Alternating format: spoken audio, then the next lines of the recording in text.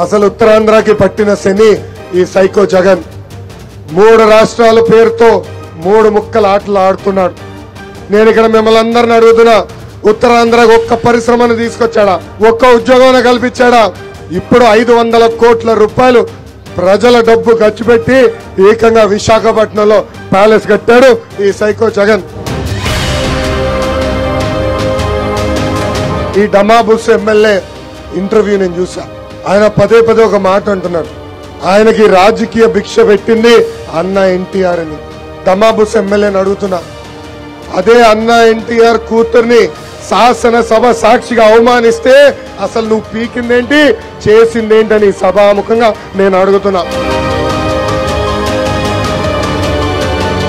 ఈ రోజు శాసనసభకి కనీసం గౌరవం లేదంటే దానికి కారణం ఈ డమాబుస్ ఎమ్మెల్యే.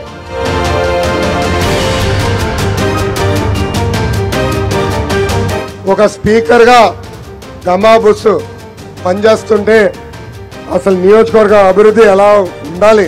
ఒక స్పీకర్ ఒక మంత్రికి ఆదేశాలు జారీ చేస్తాడు.